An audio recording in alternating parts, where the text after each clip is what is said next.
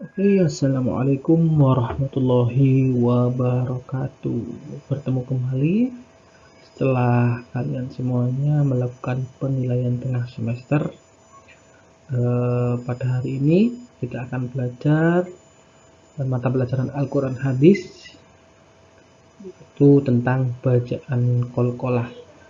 Sebelum belajar, marilah kita berdoa agar semua yang kita lakukan pada hari ini dicatat ibadah oleh Allah Subhanahu wa taala dan yang kita pelajari dapat kita pahami dengan cepat, dengan lancar. Marilah kita baca surat Al-Fatihah. Al-Fatihah.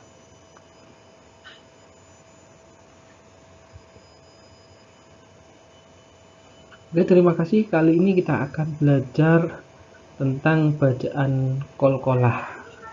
Apa bacaan qalqalah itu? Nanti kita akan bahas ke slide selanjutnya. Oke anak-anak, selanjutnya ini adalah arti dari qalqalah.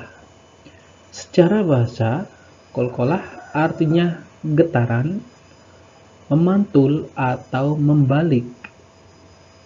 Dan secara istilah, artinya yaitu memantul atau menggetarkan suara ketika membaca kalimat atau lafal yang terdapat huruf berharokat sukun asli atau asli mati, atau sukun karena wakof atau diwakofkan. Ya, wakof artinya berhenti, ya, berhenti sejenak, atau diwakofkan berarti diberhentikan.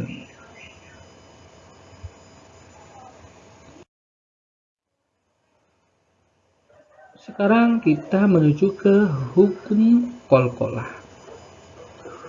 Nah, hukum qalqalah memantulkan bunyi huruf-huruf qalqalah berharokat.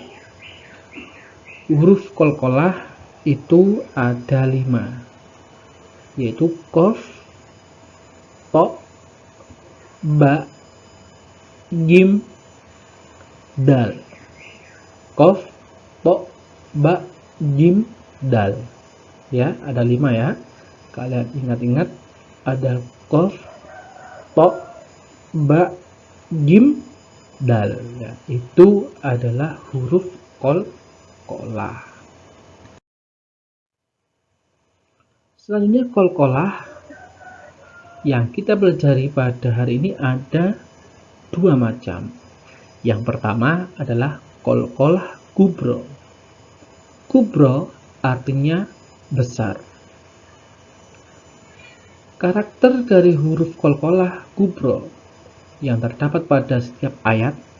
Yang pertama, huruf qalqalah mati tidak asli atau karena diwakofkan. Kemudian dibaca terang dan memantul. Bunyi pantulannya besar dan berada di akhir ayat.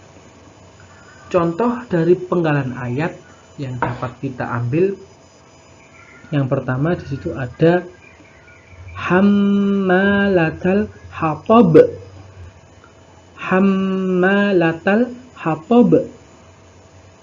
Huruf qalqalah kubro pada lafal hammalatal hatab, nah ini berada di akhir ayat, yaitu huruf ba. Di situ huruf ba ada harokat kasroh, ya, latal hatobi. Nah, ini kan mati tidak asli, tapi kemudian dibaca hammalatal hatab. Nah, b di sini termasuk huruf ya qalqalah kubro besar karena bacaannya pantulannya besar. B, hatab. Nah, itu. Kemudian yang kedua, wama kasab. Wama kasab. Nah, sama, berada di akhir ayat dan bunyi pantulannya besar. wama kasab. Nah, itu. Ini juga berlaku pada huruf yang 5 tadi.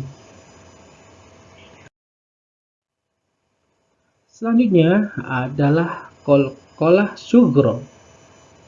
Qalqalah sughra, sughra artinya kecil.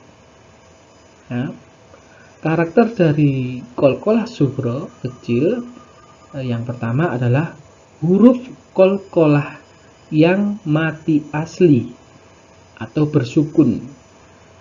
Jadi tidak kasroh, tidak fathah, tidak dhammah, tapi asli bersukun. Harokatnya bersukun. Kemudian dibaca terang dan memantul. Bunyi pantulannya kecil. Kemudian berada di tengah ayat. Sebagai contoh, di situ ada dari surat At-Tin. Yang pertama, taqwim. Taqwim. Huruf qalqalah sughra di sini adalah huruf qaf yang disukun. Bunyi pantulannya kecil. Taqwim. Taqwim. Ya, itu huruf qafnya. Selanjutnya adalah huruf to pada lafal at'amahum. At'amahum. Jadi bunyi pantulannya kecil, berbeda dengan qalqalah kubra yang pantulannya besar. Oke anak-anak, kalian ingat ya, semua materi yang kita pelajari pada hari ini tentang qalqalah. Apabila ada pertanyaan, silakan kalian tulis di WA Bapak Guru. Oke. Selanjutnya ada tugas agar saya bisa mengukur pemahaman kalian pada hari ini, yaitu dibuka LKS, dikerjakan halaman 15 sampai 16. Ya, Romawi 1, 2, dan 3. Yang pertama Romawi 1 ABC-an kalian silang. Kemudian yang Romawi 2 isilah titik-titik itu. Kemudian yang ketiga adalah jawaban, ya, menjawab pertanyaan-pertanyaan yang ada di situ. Oke, jangan sampai lelah, jangan sampai hilang semangat. Bagaimanapun dalam kondisi apapun kita tetap harus belajar, ya, karena belajar itu harus berkesinambungan, harus secara terus menerus, ya. Tulis zamani membutuhkan waktu yang lama, ya. Ingat seperti itu materi yang kita pelajari pada hari ini. Jangan lupa jika ada pertanyaan silakan dijapri Bapak Guru. Terima kasih. Wallahul muwaffiq ila aqwamit thoriq. Wassalamualaikum warahmatullahi wabarakatuh.